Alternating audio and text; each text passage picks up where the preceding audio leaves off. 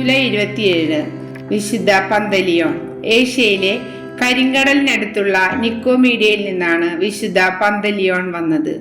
അദ്ദേഹം വളരെ പ്രശസ്തനായ ഒരു ഡോക്ടറായിരുന്നു. ഐതിഹ്യമനുസരിച്ച് ഡയോക്ലീഷ്യൻ ചക്രവർത്തിയുടെ കീഴിലുള്ള ഒരു സാധാരണ ചികിത്സകനായിരുന്നു വിശുദ്ധൻ. പന്തലിയോൺ ഒരു ക്രിസ്ത്യാനിയായിരുന്നു. കൊട്ടാരത്തിലെ വഴിപിഴച്ച ജീവിത രീതിയിൽ ആകൃഷ്ടനായ പന്തലിയോൺ തന്റെ ക്രിസ്തീയ വിശ്വാസം പൂർണ്ണമായി ഉപേക്ഷിക്കാൻ ഇടയായി.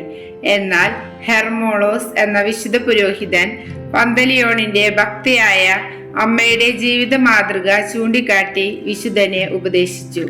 അത് വിശുദ്ധന്റെ ജീവിതത്തെ പാടെ മാറ്റിമറിച്ചു. തന്റെ പാപത്തെ അദ്ദേഹം വെറുത്തു, അനുതപിച്ചു. അതിന് പരിഹാരമായി വിശുദ്ധൻ തന്റെ സമ്പത്തെല്ലാം പാവങ്ങൾക്ക് വീതിച്ചു കൊടുത്തു. രോഗികളിൽ ഏറ്റവും പീഡിതരും പാവപ്പെട്ടവരുമായവരെ സുഖപ്പെടുത്തുവാനായി തന്റെ കഴിവ് മുഴുവൻ ചെലവഴിച്ചു. ജീവിതം മുഴുവൻ അദ്ദേഹം ക്രിസ്തുവിനായി സമർപ്പിച്ചു. ക്രിസ്തുവിലുള്ള വിശുദ്ധന്റെ വിശ്വാസ നിമിത്തം മാക്സിമിയൻ ചക്രവർത്തി വിശുദ്ധനെ പിടികൂടുവാൻ ഉത്തരവിടുകയും തുടർന്ന് ബന്ധനസ്ഥനാക്കുകയും ചെയ്തു. ചക്രവർത്തി വിശുദ്ധനെ നിരവധി മർദ്ദനമുറകൾക്ക് വിധേയനാക്കി. വിശ്വാസം നിഷേധിക്കാനും അതോ വധശിക്ഷയ്ക്ക് വിധേയനാകണോ എന്നത് തിരഞ്ഞെടുക്കാൻ വിശുദ്ധ പന്തലിയോണിനെ ചക്രവർത്തി സ്വാതന്ത്ര്യം നൽകി. എന്നാൽ ഈ പീഡനങ്ങളെ അതിജീവിക്കാനുള്ള ശക്തി യേശു വിശുദ്ധന് നൽകി.